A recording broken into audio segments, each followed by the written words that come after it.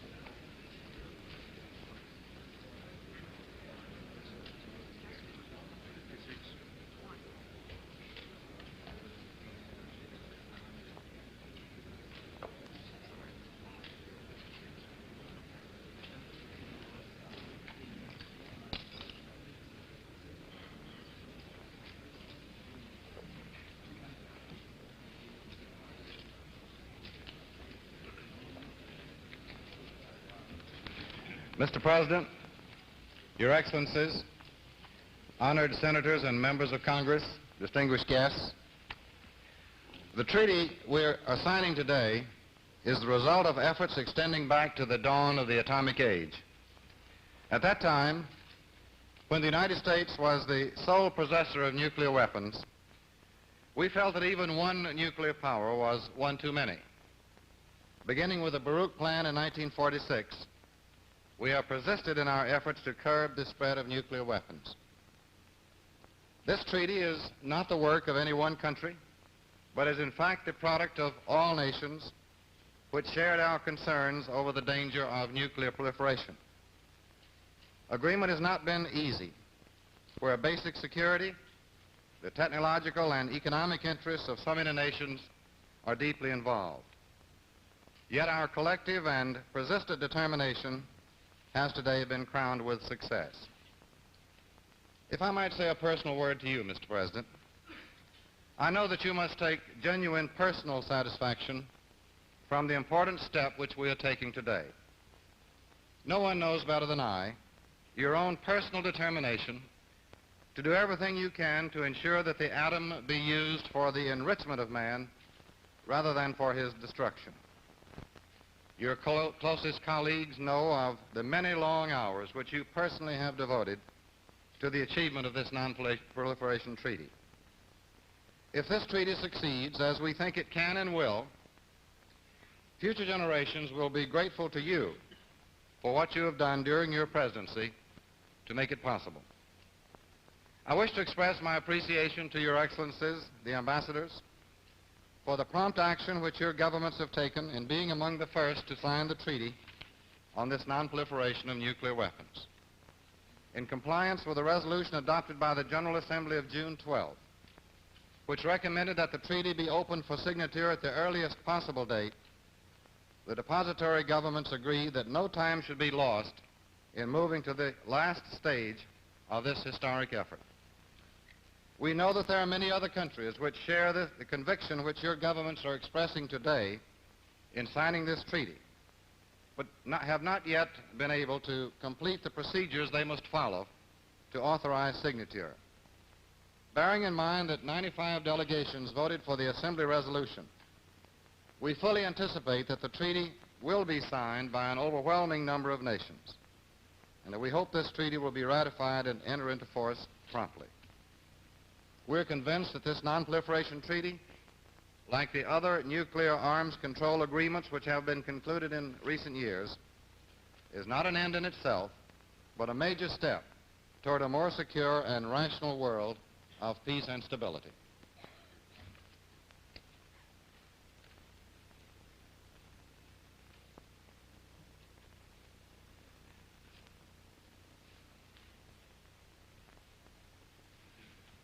Mr. President, Mr. Secretary, Your Excellencies, ladies and gentlemen, it is very nearly 5 years since the last major advance in the field of arms control and disarmament, the conclusion of the Partial Nuclear Test Ban Treaty.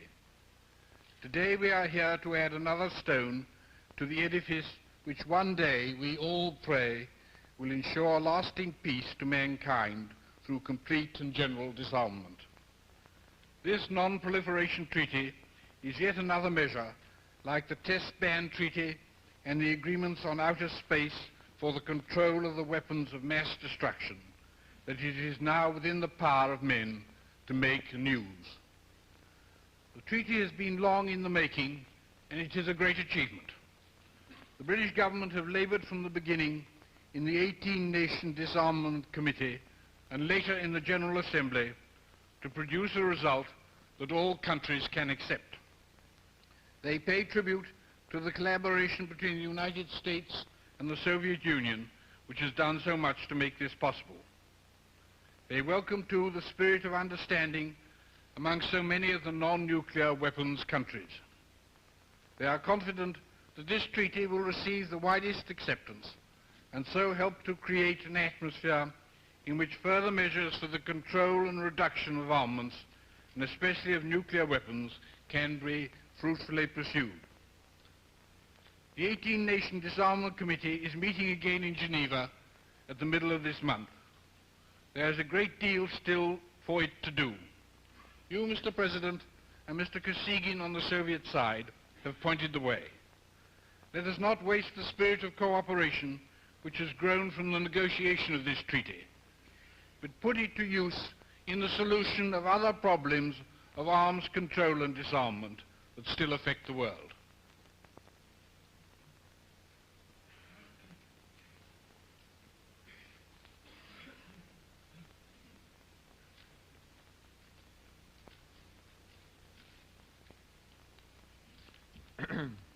Mr. President, Secretary Rusk, Your Excellencies, ladies and gentlemen, the Treaty on Non-Proliferation of Nuclear Weapons, the signing of which commences today, is an important international agreement.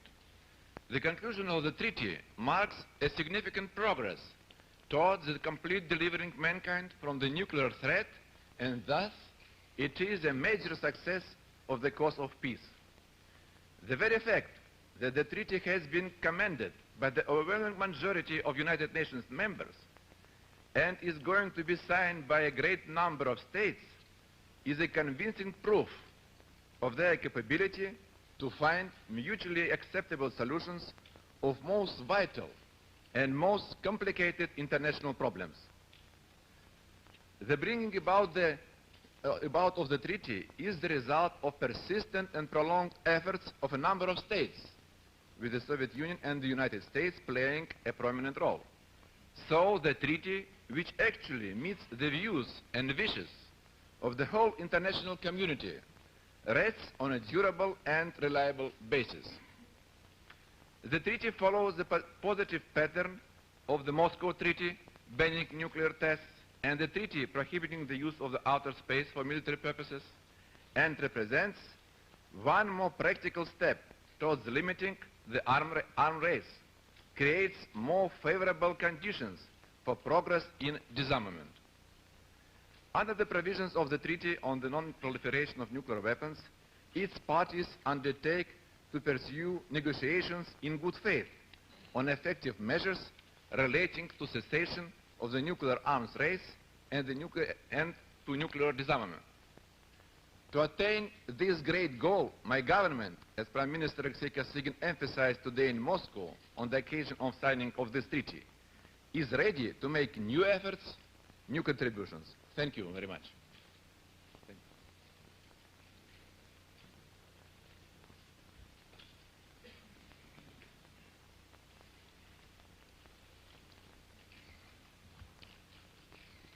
Secretary Rusk, Your Excellencies, honored members of Congress, distinguished guests, ladies and gentlemen.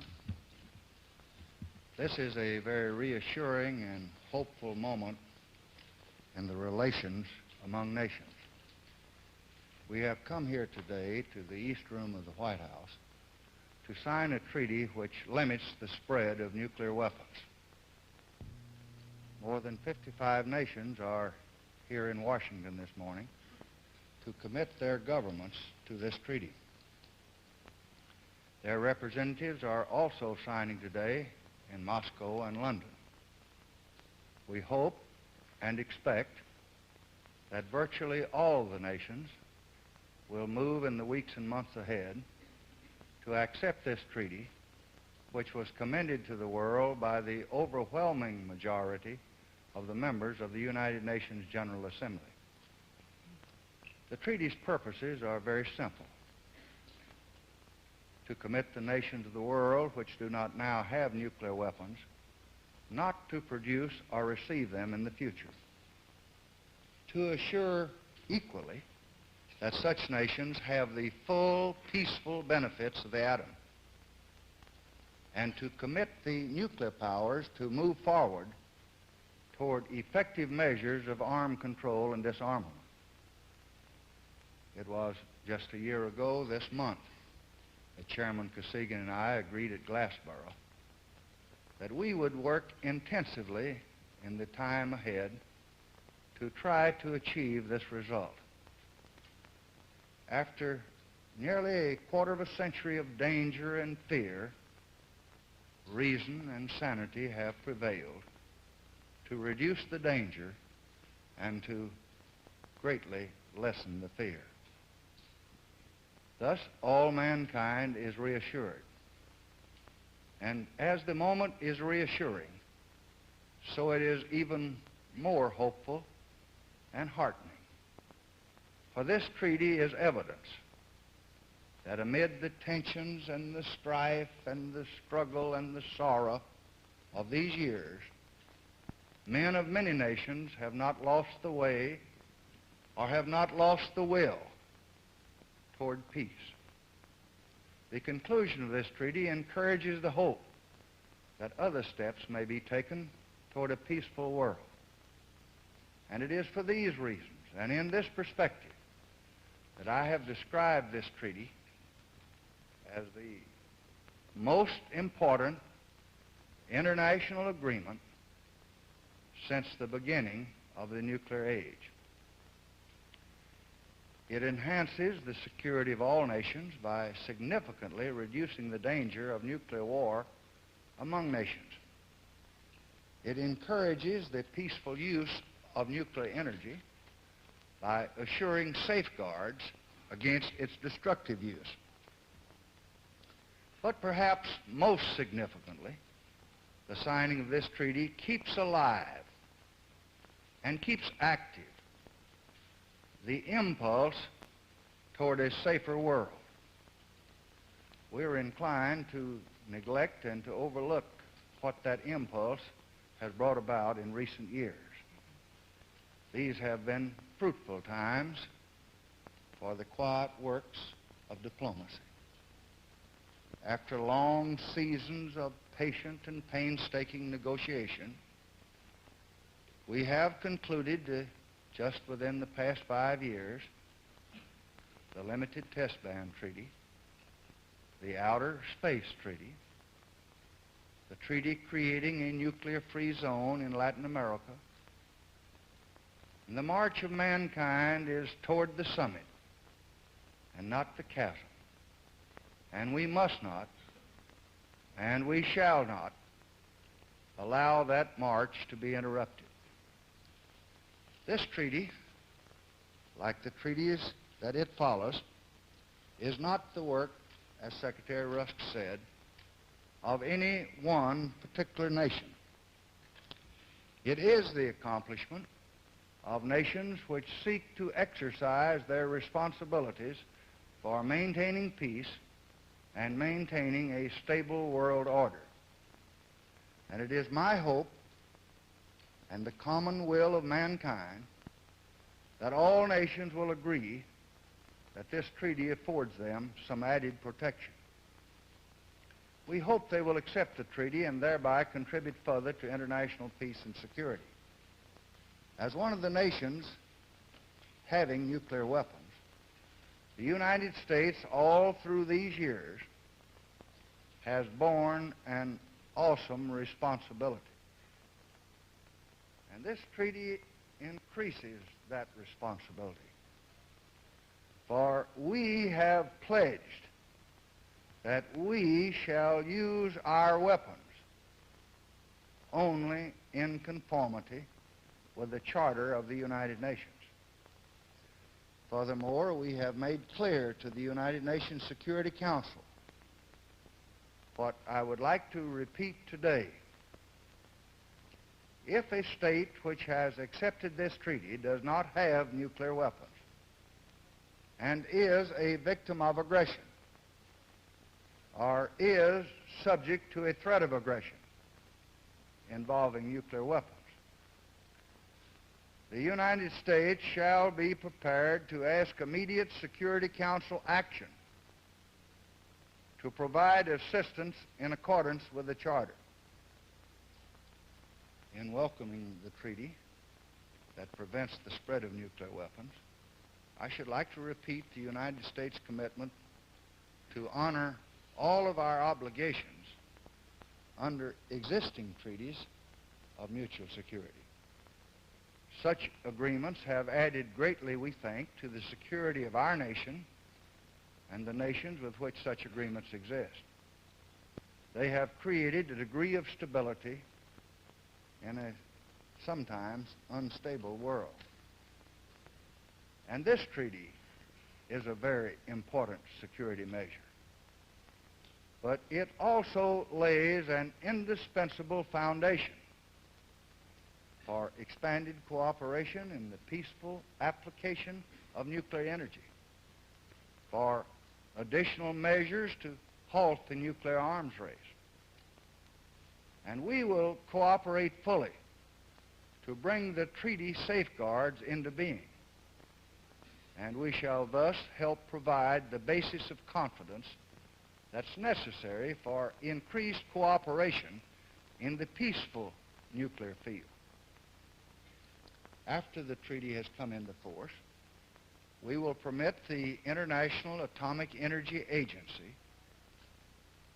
to apply its safeguards to all nuclear activities in the United States, excluding only those with direct national security significance. Thus, the United States is not asking any country to accept any safeguards that we're not willing to accept ourselves.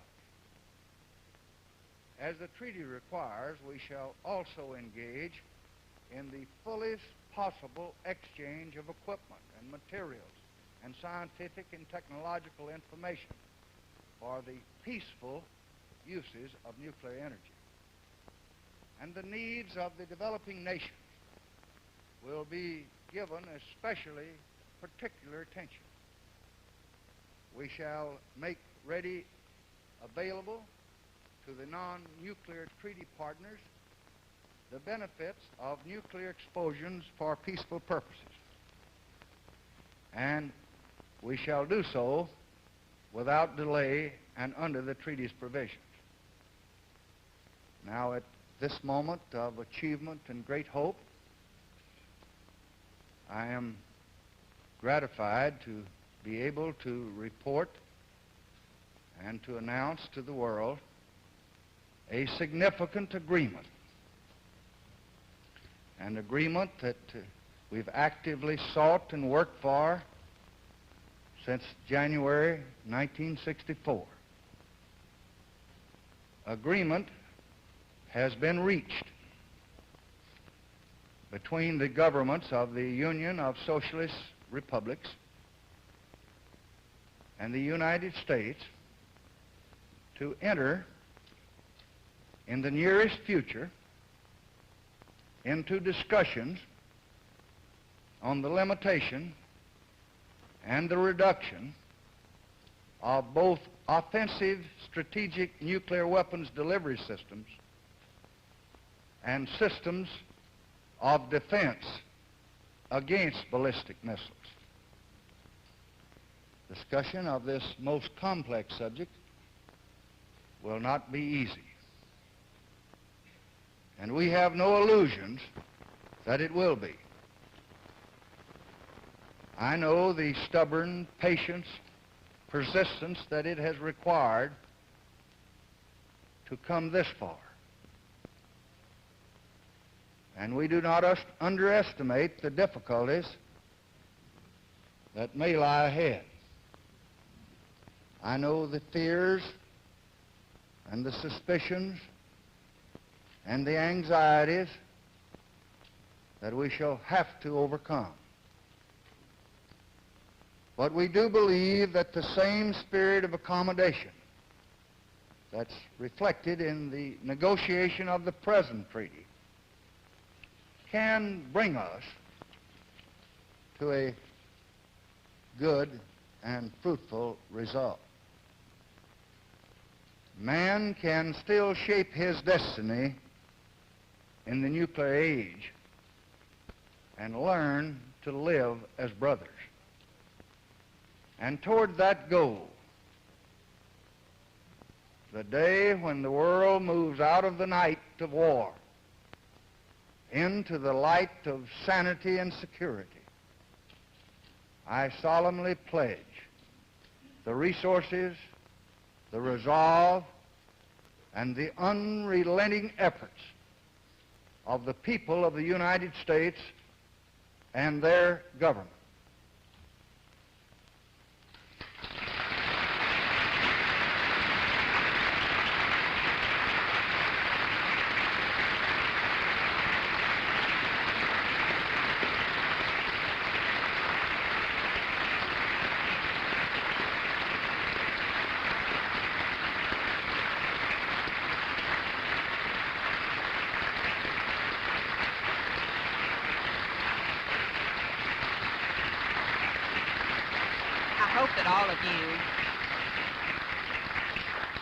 hope that all of you will come into the Blue Room so that we shall have the pleasure of greeting you.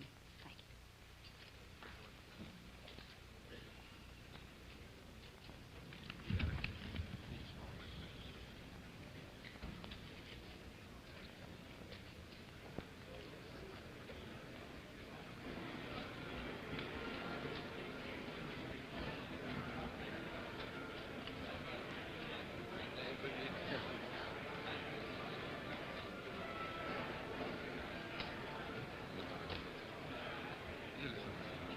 Taking my wife.